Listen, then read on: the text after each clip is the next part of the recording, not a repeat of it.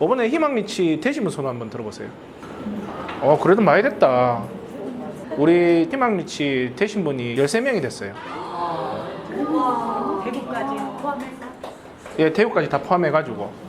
예. 미연 씨가 어디 물건 받았죠? 홍제도 현대 아이파크. 거기는 지금 감정가가 얼마예요? 5억 4,400. 5억 4,400. 네. 현재 나와 있는 매물들은 얼마 선에서 나오고 있습니까? 이번 달에 실거래로요. 예. 7억 3천. 7억 3천. 매물 나왔는 게 저렴하게 이렇게 나왔는 것도 7억 밑으로는 없더라고. 되게 잘 받았는 것 같아요. 개인으로 받았습니까? 법인으로 받았습니까? 법인으로 받았으니까 조정 지역 그 구간에 들어간다고 해도 바로 단기 매도해서 법인세를 내면 됩니다. 하여튼 박수. 정혁 씨는? 정혁 씨는 어디 물건 받았죠? 청솔. 거기는 감정가가 얼마 정도 되죠? 근데 그거는 지금 현재 매물이 얼마 정도 선에서 나옵니까? 주차상에는 한 5억 2천 정도인데 가서 이제 한번 물어봤을 때 5억 선에서 그 매물 중에서 경쟁력을 가지려고 하면 5억 선에서 내놓으면은 지금 현재 나와 있는 매물 중에서는 경쟁력이 있다라는 거네요. 축하합니다. 네. 정석 씨는 얼마 정도 차익을 보고 들어가는 거예요? 5천. 5천 정도 차익이었으면은 그냥 뭐 사람들이 들어갈까 말까 고민하는 그런 물건. 저도 좀 많이 들어갔습니다. 저도 많이 들어갔는데 역시나 확실하게 검증이 됐어요. 추천 방식으로는 나는 안 되는 사람이구나라는 걸 확실히 너무 자만했는 것 같아요. 혹시나 싶어가지고 내가 다 클릭했거든. 그래도 두 번째는 될 줄 알았지. 근데 3일 전인가 사무실로 전화 한 통이 왔었거든요. 우리 교육생이 아니고 그냥 제 유튜브를 듣다가 희망 리치라는 걸 알아가지고 입찰에 들어갔는데 낙찰이 됐다 그러는 거예요. 나도 그거 보고 들어갔는데 떨어졌는 거였거든. 그래 내가 이현태인데 뭐 때문에 전화를 했냐. 자기가 서울에 지금 거주하는 집이 하나 있고 집을 구입을 하려고 하니까 대출 문제도 있고 조정 지역에 2주택이 되다 보니까 여기 나중에 팔 때 과세도 이렇게 들어가니까 그것 때문에 미납을 하려고 하는데 대표님이 보시기에는 어떻습니까? 라고 이렇게 물어보는 거예요. 미납하면은 2,500만 원 날라가잖아요. 내가 살게요. 그랬거든요. 왜 사시려고 하시냐고. 나도 지금 다 떨어져가지고 파신다 그러면은 내가 그거 구입할게요. 그 현재 시장에는 얼마 정도 이렇게 나와요? 라고 물어보니까 지금 현재 매물이 최소한 10억에서 11억 정도는 최소 나온다 그러는 거예요. 그래서 이제 내한테 팔으라 그랬죠. 팔으라 그러니까 그분이 하는 얘기가 잔금 치러야겠네요. 예, 만약에 미납하신다 그러면은 샀던 가격에 살 테니까 언제든지 내한테 전화 주려고. 그러니까요. 네 취득세 내가 물어줄게. 그렇게 얘기했어야 되는데. 그래 대전에 있는 물건도 소개시켜 줬거든요. 거기는 조정 지역이 아니잖아요. 서울에 사시는 분들은 또 지방에 대해서 되게 거부감을 이렇게 가지고 있더라고요. 대구의 교육생들 중에 서울에 되는 사람이 한 명이가 두 명밖에 없거든요. 서울에 대해서 되게 비관적으로 봅니다. 근데 또 서울에 있는 분들은 지방에 있는 물건을 되게 비관적으로 이렇게 보시더라고요. 그 대전에 있는 물건도 240명 들어왔더라고. 그 유성구래 가지고 사람 좀 많이 들어오겠다는 생각이 들었는데 많이 들어왔더라고요. 오늘 제가 여러분들한테 이걸 꺼내는 이유가 뭐냐면은 여러분들이 종잣돈을 이렇게 불려나가는 단계에서 어떤 방향으로 이 도구를 사용해야 될지 고민을 좀 하셔야 되거든요. 너무 일반 개인으로만 들어가는 것도 정답이 아닙니다. 그렇다고 해가지고 법인으로만 이렇게 밀고 들어가는 것도 정답이 아니고 개인 매매 사업자만 이용하는 것도 정답이 아니에요. 이 세 개를 다 활용을 하셔야 돼요. 오늘 제가 여러분들한테 알려줄 일반 개인하고 사업자로 이렇게 내서 들어가는 요 두 가지 방법 중에 어떤 차이점이 있는지에 대해서 여러분들한테 설명해 주는 시간을 가질게요. 사업자를 안 내고 개인으로 들어가는 거. 대부분 사람들이 이 방법을 써요. 그러니까 어떻게 쓰냐면은 1가구 2주택. 내가 지금 현재 집을 보유하고 있는, 집에 살고 있는 요 집에 한 2년 이상을 살면서 갈아타는 방식으로 자기 자산을 불려나간단 말이에요. 이게 대부분 사람들이 쓰는 방식이에요. 아니면은 한 주택을 더 보유를 하는 거야. 그러면서 한시적인 2주택으로 이렇게 이용하면서 갈아타면서 이렇게 넘어가는 거.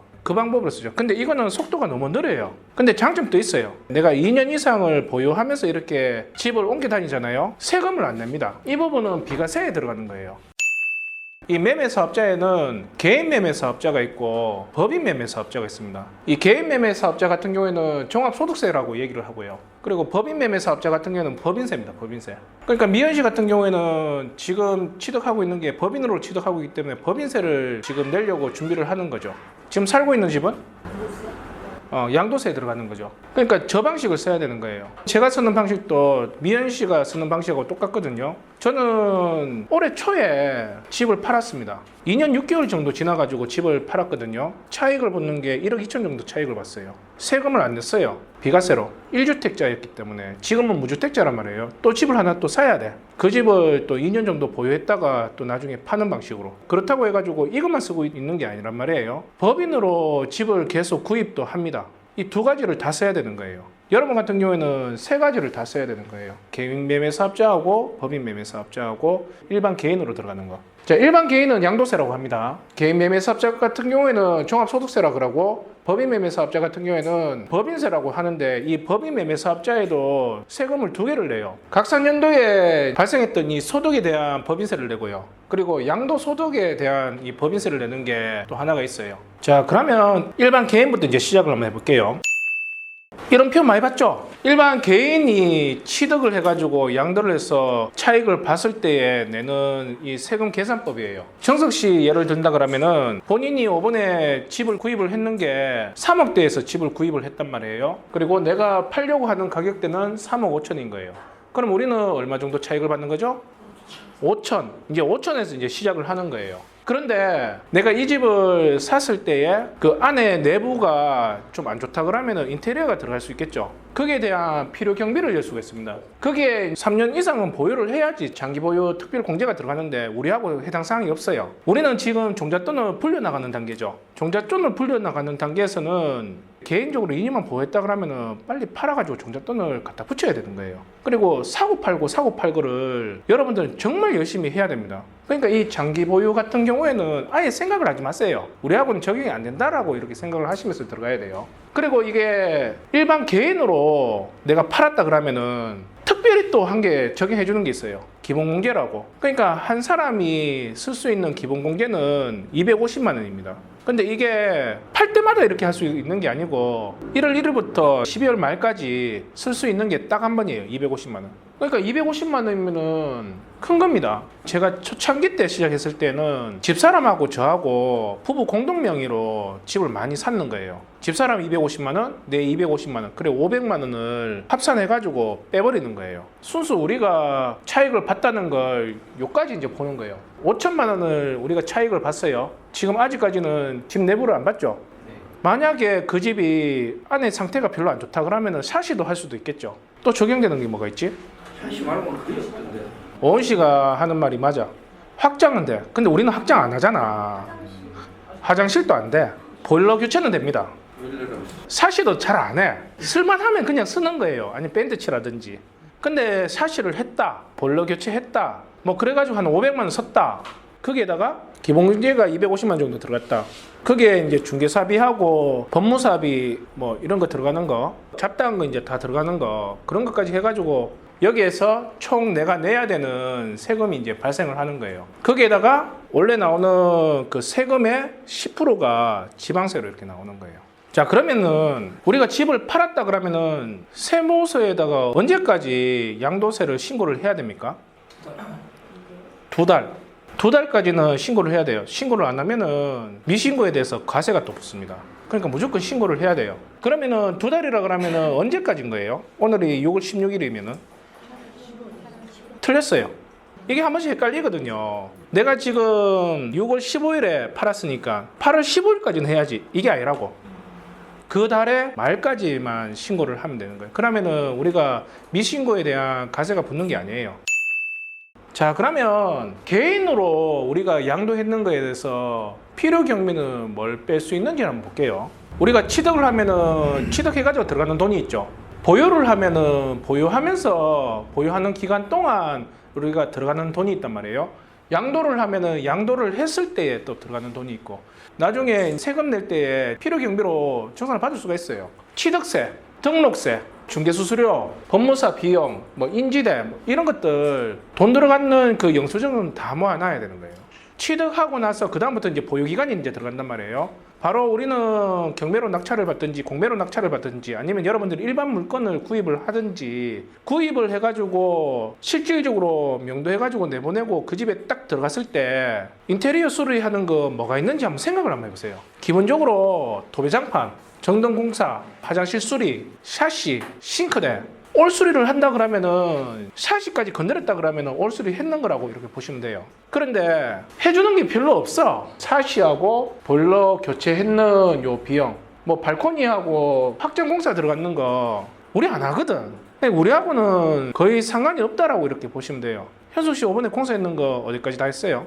다 했어요. 천장에. 그 개인으로 구입을 했는 거예요? 네. 본인이 할 수 있는 건 샤시하고 없어요. 그러니까 우리가 필요 경비로 뺄 수 있는 게 한정되어 있다는 거예요. 그리고 팔았을 때 또 중개사한테 의뢰를 했죠. 그런 거. 그러니까 이런 걸 이제 필요 경비로 순수하게 빼고 이제 들어간다는 거예요. 그런데 우리가 샤시 공사를 하든지 아니면 보일러 교체를 이렇게 한다. 만약에 확장 공사도 했다. 그랬을 때에 이 업자들한테 돈을 좀 깎아주세요 이렇게 얘기를 한단 말이에요. 공사 비용이 1200만 원 정도 이렇게 나왔는데 현금으로 그냥 바로 드릴 테니까 한 300만 원만 깎아주세요. 뭐 현금으로 주신다 그러면은 제가 그러면 300만 원 빼고 900만 원에 제가 공사비 받을게요. 그래 900만 원 주면서 이제 그 얘기를 하는 거야. 이쪽에 세금 계산서 좀 떼주시면 안 돼요? 라고 이렇게 물어보는 거예요. 그러면 이제 공사업자가 이제 얘기를 하죠. 지금 장난하냐고. 세금 계산 떼면은 뭐라고 현금 가격으로 한다고 그랬냐고. 지금 이불로 저한테 떠보시는 거예요? 아니면은 진심인 거예요? 이렇게 묻거든요. 이 사람이 현금가로 해준다는 거는 세금 계산서를 안 떼준다는 거예요. 이게 세금 계산서는 못 받잖아요. 그러면 그 사람한테 현금으로 주는 게 아니고 계좌이체로 보내는 거예요. 인터넷 베킹을 하든지. 그럼 그 증빙이 남아있죠. 그 증빙했는 서류를 양도할 때 세무서에다가 제출을 하는 거예요. 그러면은 받아질 가능성이 큽니다. 그냥 100% 인정이 안 되고 70이가 60% 인정된다는 거예요. 아예 못 받는 분 많잖아요. 우리 교생들도 인테리어 업자들이 많은데 안 그래도 대구에서 이 얘기하니까 인테리어 업자 하시는 분이 2분 계셨거든요. 표정이 별로 안 좋더라고. 이 얘기하니까. 여기는 없으니까 막 어떻게 하는지 막 머리를 되게 쓰는 모습이 보이네요. 일반 개인으로 샀을 때의 필요 경비는 이렇게 적용이 된다는 거예요. 일반 개인으로 샀을 때에 이제 팔아가지고 양도세가 나온다 그러면은 요 과세 표준이 이렇게 뜨는데 우리는 단기 매매를 많이 해서 종잣돈을 불려나가야 된단 말이에요. 단기 매도 한다 그러면 1년 미만이면요 40%를 양도세를 내야 되는 거예요. 엄청나죠? 그냥 반지를 준다라고 이렇게 봐야 되는 거예요. 근데 1년만 넘어간다 그러면은 4,600만 원 이하였을 때는 15% 과세가 붙는다고 생각하시면 되고요. 8,800만 원 이하였을 때는 24% 정도 과세가 붙는다고 이렇게 생각하셔야 돼요. 이래가지고 사람들이 1년 정도는 더 보유를 하고 가지 뭐라고 이렇게 생각을 하는 거예요. 그러니까 보통 일반인들이 쓰는 방법이 내가 지금 부동산을 구입을 했다 그러면은 1년 정도는 좀 더 보유했다가 그때부터 이제 팔 생각을 한단 말이에요. 근데 1년쯤 지나가지고 팔려고 하면 안 팔려. 왜냐면은 이 상업용 같은 경우에는 임차인이 있으면서 월세를 꼬박꼬박 준 상태가 돼야지 잘 팔린단 말이에요. 왜냐면은 상업용은 매도하는 사람이 그 수익을 보고 사기 때문에 임차인이 있어야 돼요. 공실인 상태에서는 잘 안 팔려. 주거용 같은 경우에는 전세나 월세에 들어가거나 본인이 거주를 하기 위해서 들어가는 게 주거용입니다. 그러니까 주거용 같은 경우에는 내가 무슨 거래를 하려고 그러면은 계약 기간이 만료가 다 돼 가거나 아니면 비어져 있어야지 뭐 임차를 놓든 매도를 하든 거래가 되는데 이제 1년 지났는 거예요. 그러다 보니까 1년이 지나가도 팔지 못하고 그냥 내 돈이 묶여 있는 상태로 갈 수밖에 없단 말이에요. 그러니까 초창기 때는 여러분들이 40% 세금을 내더라도 단기 쪽으로 이렇게 가는 방향을 잡으셔야지 되는 거예요. 한 3개월 정도는 매도부터 이렇게 내놓으시고 3개월 동안 기다리는데도 이게 안 팔린다 그러면 전세나 월세라도 다 같이 내놓고 기다리는 수밖에 없어요. 그러면 여기는 왜 40%고 여기는 6%부터 해가지고 42%를 이렇게 적용될까요? 집은 투기 목적으로 하지 말라는 거예요. 네가 오래 좀 보유해가지고 거주 목적으로 이렇게 사용을 해야지 사고 팔고 하는 거는 하지 말라고 이렇게 해가지고 40%를 적용하는 거예요. 엄청나게 많이 적용을 하는 거죠. 이 구간에 이제 들어간다 그러면은 다주택자가 된다고 해도 과세가 안 붙습니다. 그런데 여기 지금 과세 붙는 게 있어요. 지금 정부에서 규제하고 있는 지역 있죠. 정부가 지금 규제하고 있는 조정 지역에 있는 집이 두 채가 있다 그러면은 10%를 적용하고 세 채가 있다 그러면은 20%를 적용을 한다는 거예요. 그러니까 여기는 엄청나게 세금을 많이 때리겠다는 거죠. 오은시가 지금 집이 몇 채였어요? 세 채죠. 근데 이번에 거제를 팔았어. 그러면 몇 프로 더 과세를 붙는 거예요? 거제는 조정 지역이 아니잖아요. 그러니까 일반 과세로 들어가는 겁니다. 그러면은 서울에 지금 집을 하나 팔았단 말이에요. 그러면은 몇 프로 더 과세가 되는 거예요? 10%. 어렵게 생각하면 되게 어려운데요. 조정 지역에 있느냐, 조정 지역에 있지 않느냐, 아예 별개로 봐야 되는 거예요. 조정 지역에 내가 지금 세 채가 있다 그러면은 거기에서 하나 판다 그러면은 20% 붙는 거고, 두 채가 있다 그러면은 10%가 붙는 거예요. 그러니까 오은시가 지금 서울에만 집이 세 채가 있거든요. 내가 지금 한 채를 팔았는데 여기는 일반 과세로 그냥 들어가는 거예요. 왜 그럴까요? 장기 보유, 뭐 실거주, 장기 보유 안 들어갑니다. 조정 지역에는. 예. 두 개 다 임대사업자로 였는 거예요. 임대사업자는 국가 정책을 따라가는 부분이에요. 그러니까 임대사업자로 들어간다 그러면 조정 지역이라도 배제가 되는 거예요. 그럼 내가 살고 있는 집은 잘만 하면은 9억이 안 넘어간다 그러면은 비과세도 받을 수도 있는 거예요. 그러니까 지금 오은시가 가지고 있는 집이 두 채라 그랬죠. 그러면은 한 채는 지금 임대사업자로 들어가는 겁니까? 안 들어가는 겁니까?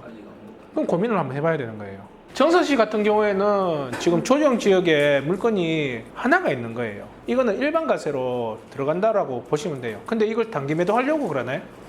아니 지금 예를 들고 있잖아. 나 지금 강의해야 되잖아.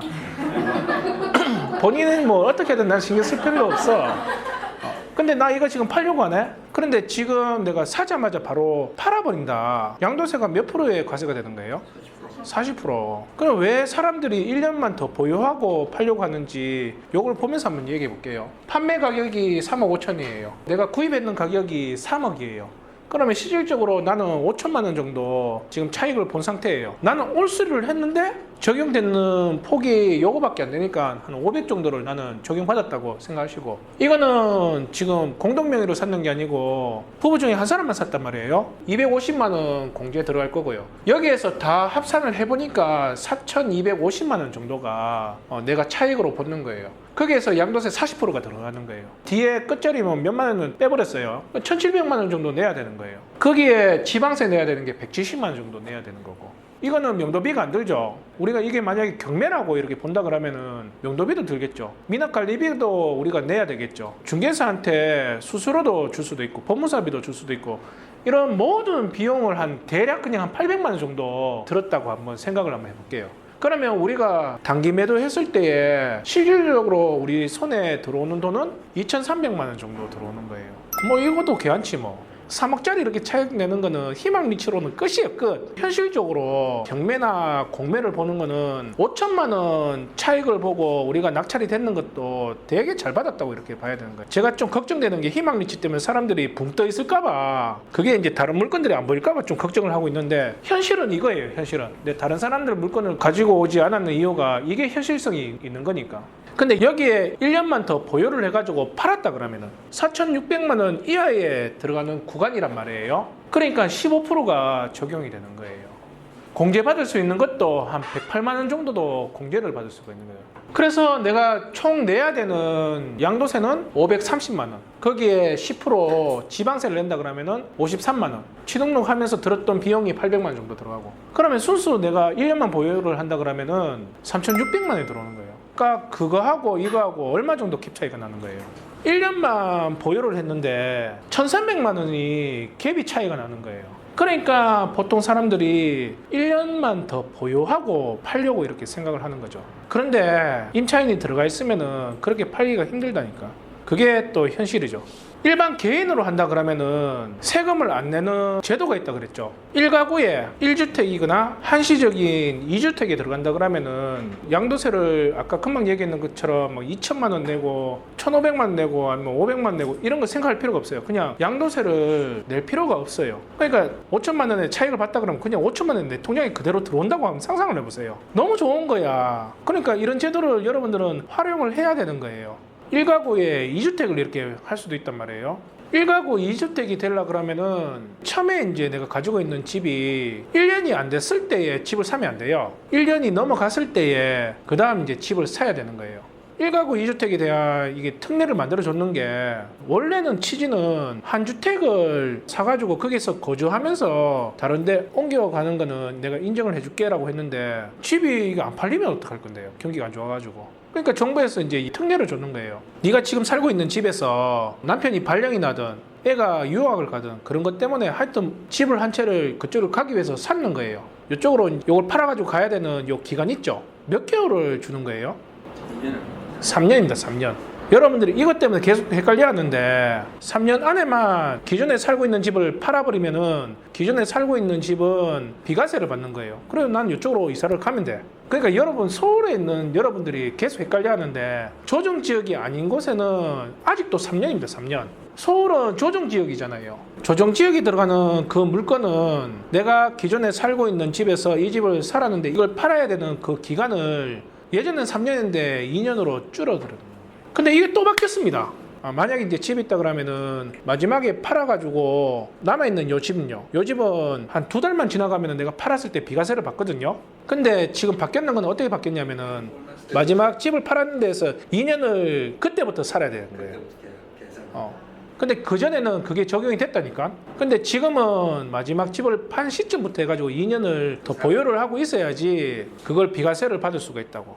그러니까 웬만하면은 거주하고 있는 집은 오래오래 그냥 살아라는 거예요. 이 정책에서 이제 말하는 게. 제가 이 얘기를 하는 이유가 뭐냐면은 개인적으로 하는 세금 내는 거는 비과세 혜택 때문에 여러분들이 보유를 하고 팔고 이렇게 해야 되는데 조정지역에 들어가는 이런 물건들을 보면은 이렇게 이제 정부에서도 이제 정책으로 이제 막아버린다는 거예요. 그래서 이제 사람들이 매매 사업자를 이렇게 사용을 많이 하는데 일반 개인은 사업자를 안 내고 하는 거잖아요. 근데 매매 사업자, 그것도 개인으로 하는 이 매매 사업자 같은 경우에는 일반하고 어떻게 틀린지를 한번 비교를 해볼게요. 우리가 이걸 이제 잘 알아야 돼요. 여러분들이 이제 종잣돈을 계속 불려 나가려고 그러면은